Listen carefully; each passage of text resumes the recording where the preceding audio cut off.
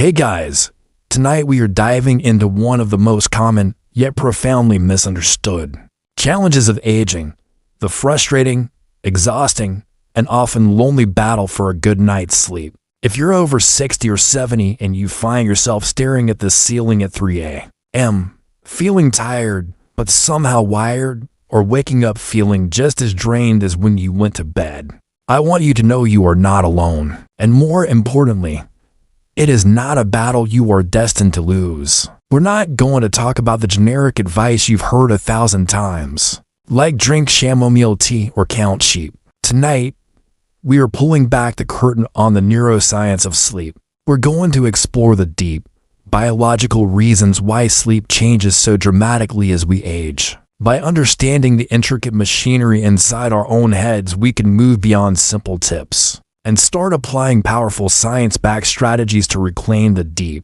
restorative sleep that is not a luxury but a biological necessity for a sharp mind, a strong body, and a vibrant life. This is your masterclass in sleep, starting with the fundamental question: what is actually happening inside the aging brain when the lights go out? The cruel irony of aging is that just when our brains and bodies need the healing power of deep sleep the most, it becomes the most elusive. This is what neuroscientists often refer to as the sleep paradox. As we accumulate more years, our cells require more maintenance, our memories need more careful consolidation, and our neural pathways need more clearing of metabolic debris. All of these critical housekeeping tasks are performed primarily during the deepest stages of sleep, yet the very architecture of the brain responsible for generating this deep sleep begins to weaken and change. It's like a world-class maintenance crew being told they have twice as much work to do,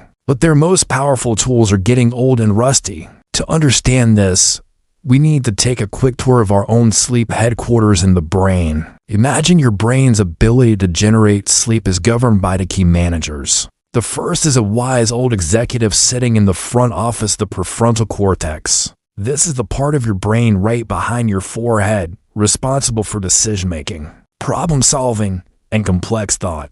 But it has another, lesser-known job.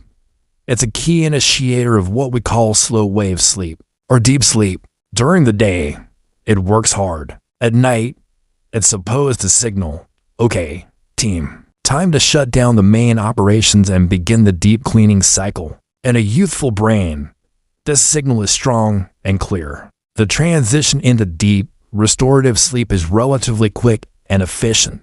However, as we age, the prefrontal cortex naturally undergoes some structural changes. The neural connections can become slightly less robust, and the gray matter can decrease in volume. Think of it as the executive's voice getting a little weaker and raspier. The command to enter deep sleep isn't as loud or as firm as it used to be, making it much easier for other noises in the brain, anxiety, random thoughts, physical discomfort, to interrupt the process. This is why many seniors report that their sleep feels lighter and more fragmented. They rate spending more time in the shallow stages of sleep because the powerful command to dive deep is no longer being issued with the same authority. The second, and perhaps even more important, manager is the master clockmaker, located in a tiny region deep in the brain called the suprachiasmatic nucleus, or SCN. The SCN is your body's central pacemaker. It's the conductor of your entire biological orchestra, telling every cell, every tissue, and every organ when to be active and when to rest. It does this by creating a 24-hour cycle known as the circadian rhythm. The SCN's primary source of information is light.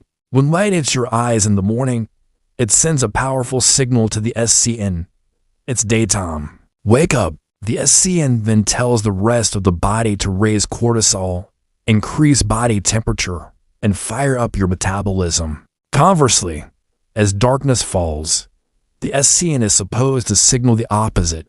It's nighttime. Time to rest. This triggers the release of the famous sleep hormone, melatonin. Here's the problem. With age, the SCN itself begins to lose some of its precision. The gears of the master clock can become a bit worn. It becomes less sensitive to light cues, and its own internal timekeeping can start to drift. The the signals it sends out become weaker and less distinct. This creates a kind of circadian flattening. Instead of a strong, clear rhythm with high peaks of alertness during the day and deep troughs of sleepiness at night, the rhythm becomes more of a gentle, rolling wave. This is why many older adults feel a bit drowsy or need a nap in the afternoon, but then don't feel overwhelmingly sleepy at bedtime. Their wake-up signal isn't as strong, and their go-to-sleep signal is equally muted. This weakened central clock has a direct impact on our hormones. Let's talk about melatonin. It's often called the hormone of darkness. Its job is to open the sleep gate, making it possible for you to fall asleep. In younger individuals, melatonin production starts to rise sharply a couple of hours before their natural bedtime, peaks in the middle of the night, and then falls off towards the morning. In many people over 70, this entire process is blunted and shifted. The melatonin release may start later in the evening, making it harder to fall asleep at a reasonable hour. The peak amount of melatonin released is often significantly lower, and it can taper off much earlier in the night. If your melatonin levels drop off at 3 or 4 a.m., your body gets a premature signal that the sleep period is over, leading to those frustratingly early awakenings where you feel wide awake and unable to fall back asleep. At the same time, the stress or wakefulness hormone, cortisol, starts to misbehave. In a healthy rhythm, cortisol is at its lowest point around midnight and then begins to rise in the early morning to prepare you to wake up. In many older adults with disrupted circadian rhythms, cortisol levels might not drop as low as they should during the first half of the night, contributing to the tired but wired feeling and light, unrefreshing sleep.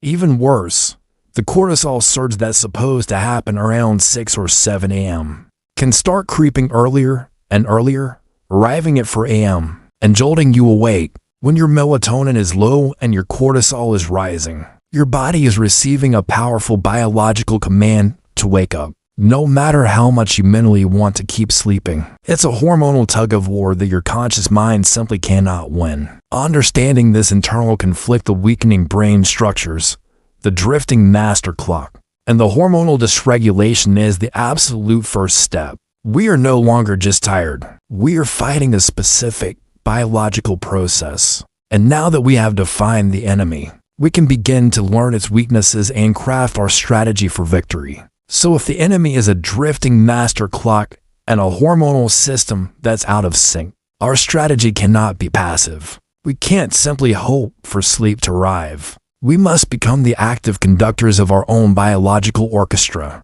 We have to provide our brains with the clearest, strongest, most undeniable signals possible to say, this is day and this is night. And we do this by manipulating the 3 most powerful environmental cues our SCN responds to: light, temperature, and timing.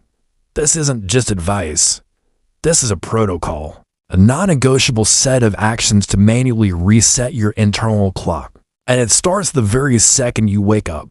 The single most important signal for your entire 24-hour cycle is bright light in the morning. This is the gunshot that starts the race. When you wake up, your SCN is waiting for its primary instruction. If you stay in a dimly lit house, drinking coffee and slowly starting your day, you are giving your clock a weak, fuzzy signal. It's like a mumbled command that the rest of your body can't quite hear. This results in that circadian flattening we talked about. You won't feel fully awake, and consequently, you won't feel fully sleepy 12 to 14 hours later. The neuroscientific protocol is simple. Within the first 60 minutes of waking, you must get 10 to 20 minutes of direct, natural sunlight. I mean, go outside, stand on your porch, your balcony, or just in your yard. You don't need to stare at the sun, of course, but you should not wear sunglasses for this initial period. The specific photons in natural sunlight are what your retinal ganglion cells the direct line to. Your SCN are designed to detect. This blast of morning light does two critical things. First, it slams the brakes on any lingering melatonin production. Second, and more importantly, it starts a timer. It tells your SCN, okay, the clock starts now. In approximately 12 to 14 hours, you need to begin the melatonin surge for nighttime. Getting that morning light, even on a cloudy day, is the most powerful way to ensure your melatonin will arrive on time later that evening. If getting outside is physically impossible, the next best thing is a light therapy lamp. Often sold as a sad lamp, sit in front of a 10,000 lux lamp for 15 to 20 minutes. It's a brute force way of giving your brain the same powerful wake-up command. Now, if morning light is your best friend, then evening light is your sleep-sabotaging arch-nemesis. For millions of years, the only light after sunset was from the moon or fireworm. Dim light that did not interfere with our biology. Today, we live in a world of artificial daylight that extends deep into the night, the blue spectrum. Light pouring out of your television, your computer, your tablet, and especially your smartphone is biochemically indistinguishable from noonday sun to your SCN. When the light hits your eyes at 9 p.m., it sends a catastrophic signal to your brain. It's still daytime. Do not produce melatonin. This single habit is the primary reason so many people struggle to fall asleep. So, the second part of the light protocol is to create a period of electronic sundown. At least 90 minutes before your desired bedtime, all screens must go off. No exceptions. This is non-negotiable. During this 90-minute wind-down period, you must also dim the lights in your home. Turn off bright overhead lights. Use low-wattage lamps with warm-colored bulbs. Create a calm, cave-like environment. This profound decrease in light is the signal your SCN needs to finally give the green light for melatonin production to begin. If you absolutely must look at a screen, use a blue light filtering app. Put your phone on night mode or wear certified blue light blocking glasses. But understand that these are damage control measures. Complete avoidance is the gold standard. The second powerful environmental cue is temperature. To initiate and maintain deep sleep, your core body temperature needs to drop by about 1 to 2 degrees Celsius, or 2 to 3 degrees Fahrenheit. This temperature drop is a powerful sleep-initiating signal. As we age, our body's ability to regulate its own temperature can become less efficient. So we need to help it along. And we can do this with a wonderfully counterintuitive trick, a hot bath or shower. By taking a hot bath or shower 1 to 2 hours before bed, you are artificially raising your core body temperature. When you get out of the tub or shower, your body begins to rapidly cool down as the water evaporates from your skin. This vasodilation, the opening of blood vessels in your hands and feet, sheds heat rapidly, causing a steep drop in your core temperature. This sharp decline mimics the natural temperature drop. That should happen at night and sends a powerful time for sleep signal to your brain. It's one of the most effective, non-pharmacological sleep aids available. The second part of the temperature protocol is to keep your bedroom cool. The ideal temperature for sleep is between 60 to 67 degrees Fahrenheit, 1519 Celsius. Many people, especially seniors who feel the cold more, tend to keep their bedrooms too warm. A warm room actively fights against your body's biological need to cool down, leading to more nighttime awakenings and less deep sleep. Think of your bedroom not as a cozy living space, but as a cool, dark cave dedicated to the single purpose of restorative sleep. Finally, we come to the anchor of the entire system, timing. Your SCN, your master clock, craves consistency. It's like a child that thrives on a predictable schedule. The most destabilizing thing you can do to a drifting clock is give it unpredictable signals. This is why the most crucial rule of sleep hygiene is to wake up at the same time every single day. Yes, every day. That includes weekends. That includes holidays. That includes the day after you had a terrible night of sleep. If you normally wake up at 7 a.m., but you slept poorly and decide to sleep in until 9 a.m., you have just given yourself 2 hours of jet lag. You have shifted your entire 24-hour rhythm forward. Your morning light signal came 2 hours late, which means your evening melatonin signal will also arrive 2 hours late, making it harder to fall asleep that night and perpetuating a vicious cycle. Fixing your wake-up time is the immovable anchor that will lock your circadian rhythm in place. A consistent bedtime is also important, but it is secondary to the wake-up time. By mastering your external world by commanding the light, controlling the temperature, and locking in the timing, you are no longer a passive victim of your aging brain. You are actively rebuilding the foundational pillars of deep, restorative sleep. You've repaired the clock's machinery from the outside, and our next section will turn inward to fortify it from within. We have now established command over our external environment using light, temperature, and timing as powerful tools to reset our master clock. We've essentially repaired the clock's machinery from the outside. Now, we turn our focus inward to fortify it from within. This is the final, crucial piece of the puzzle, the diet, mind, and movement blueprint. This is how we provide our brain and body with the raw materials and the internal state they need to take full advantage of the clear circadian signals we've just created. You can have the most perfectly timed clock in the world, but if the internal factory has no building blocks or is in a state of chaos, it still cannot produce deep, restorative sleep. Let's begin with diet, because what you eat and when you eat it directly influences your sleep-wake hormones and neurotransmitters. This isn't about a restrictive diet. It's about strategic nutritional timing. First, we must talk about magnesium. Magnesium is often called nature's relaxation mineral, but from a neuroscientific perspective, it's a powerful sedative. It plays a critical role in calming your central nervous system by binding to and stimulating GABA receptors in the brain. GABA is your primary inhibitory neurotransmitter.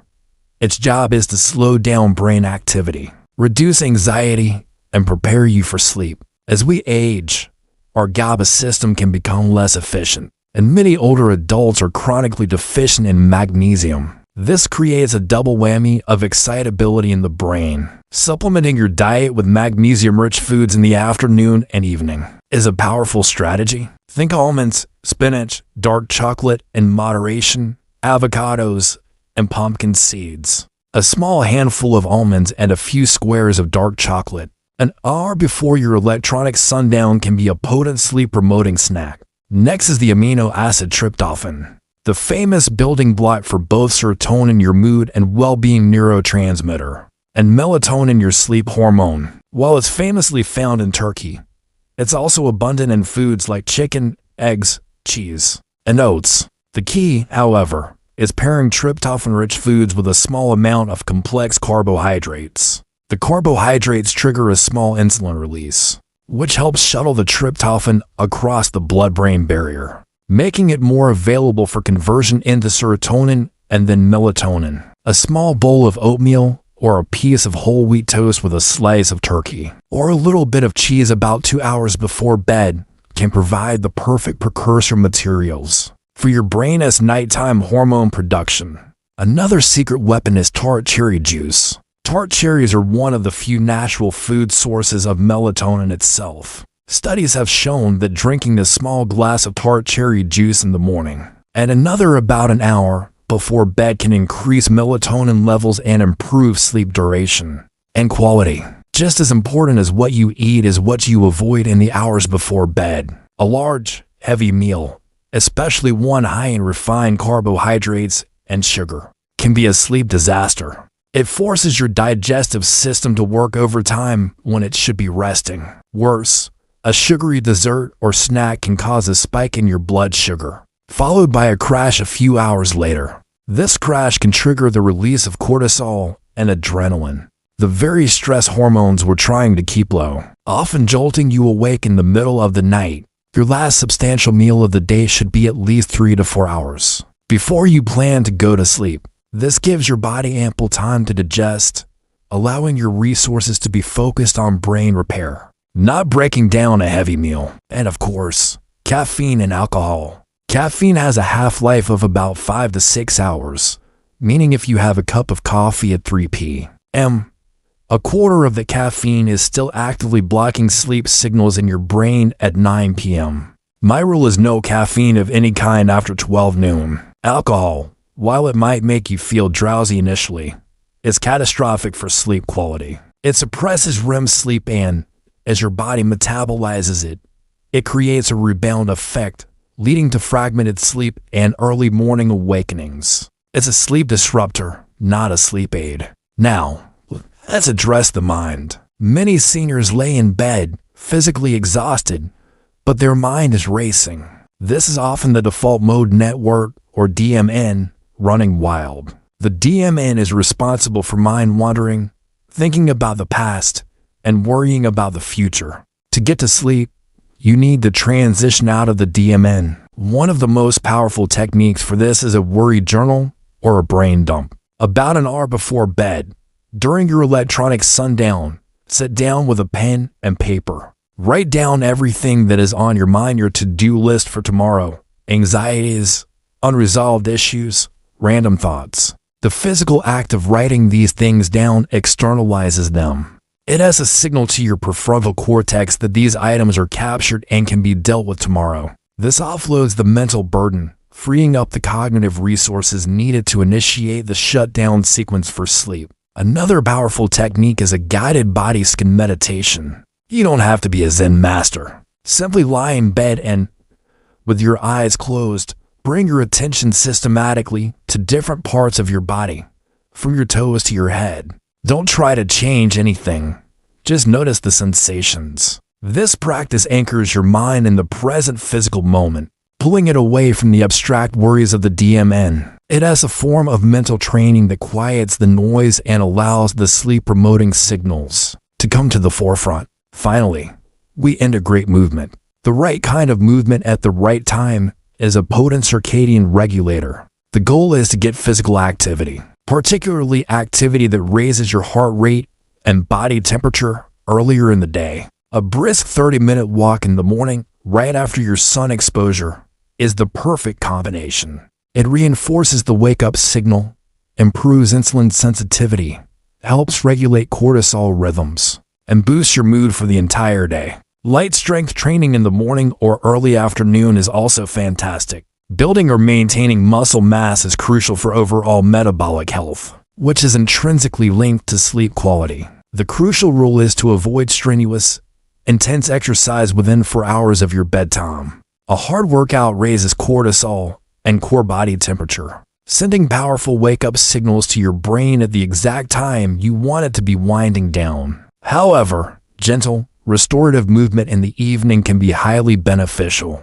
Think slow, deep stretching, or a very gentle yoga routine. This type of movement helps release physical tension stored in the muscles without raising your heart rate or body temperature, easing the transition into a state of physical and mental rest. So there you have it, the complete three-pronged strategy. You master your environment with the light, temperature, and timing protocol. You fortify your internal biology with the diet, mind, and movement blueprint. This isn't about trying one tip and hoping for the best. It's about creating a holistic, synergistic system where each element supports the others. The morning light makes your evening melatonin more robust. The cool room makes the magnesium and tryptophan more effective. The brain dump quiets your mind so you can actually benefit from your consistent bedtime. You are no longer at the mercy of an aging brain. You are its skilled and knowledgeable caretaker, providing it with exactly what it needs to deliver the deep, restorative sleep you deserve. It takes commitment, but the reward, a sharper mind, more energy, and a renewed sense of well-being is worth every ounce of effort.